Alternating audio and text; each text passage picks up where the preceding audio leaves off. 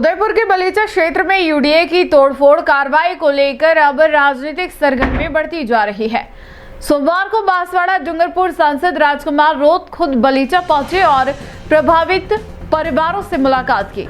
सांसद ने इस कार्रवाई को पूरी तरह गलत ठहराते हुए कहा कि जब इलाके में बिजली, सड़क और पानी जैसी सुविधाएं पहले से मौजूद थी तो यूडीए को अचानक मकान तोड़ने का क्या औचित्य था।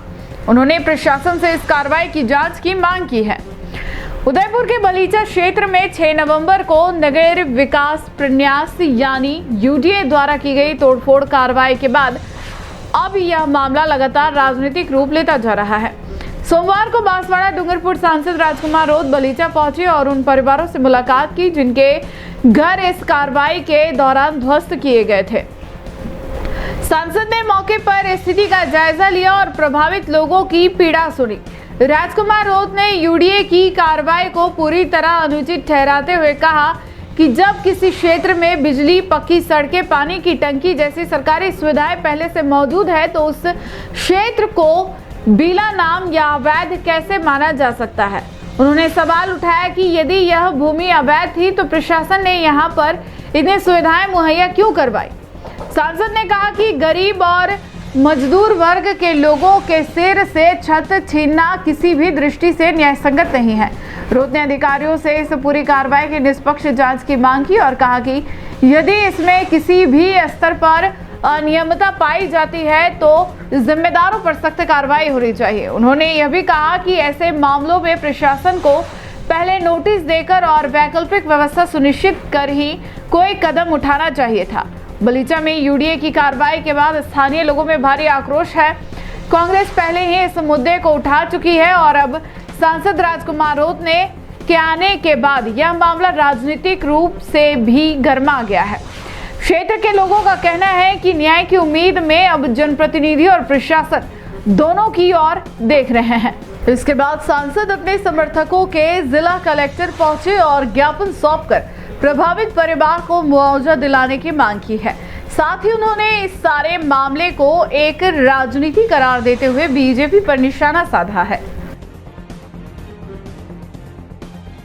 आज जिला मुख्यालय उदयपुर कलेक्टर साहब से एक ज्ञापन देने पहुंचे हैं और ये जो मामला सामने आया है पूरे उदयपुर संभाग के अंदर ये चर्चा का विषय बना हुआ है कि जो पुराना कब्जा था, यहाँ पुराना इनका पेलेंटी शुदा ज़मीन थी, इस ज़मीन पे बने हुए 70 मकान के आसपास यूडीए ने आनन फानन में जाके बिना किसी प्रकार की नोटिस, बिना कोई पूर्व सूचना और जाके मकान गिरा दिए।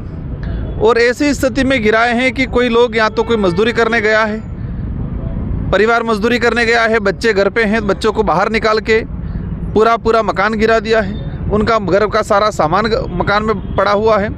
तो ऐसे इतनी बड़ी जो 70 मकान जो गिराए और इसमें 2 पहलू आ रहे हैं। पहला पहलू ये है कि कई लोग पहले से कब्जेशुदा ज़मीन पे बैठे हुए थे। सरकार का कहना है कि उन्होंने मकान 2-3 साल बनाए, 2-3 साल हुए बनाए, लेकिन सरकार की नज़र में मकान वो है जो पक्का है, लेकिन ज़मीन पे पहले मिट्टी का या झोपड़ी बना के वो तो 10, 15, 20 सालों से रह रहा है। तो 15-20 सालों से जो रह रहा है, जो झुग्गी झोपड़ी में कहे या कच्चा मकान बना के जो रह रहा था, उसको सरकार मकान ही नहीं मान रही है।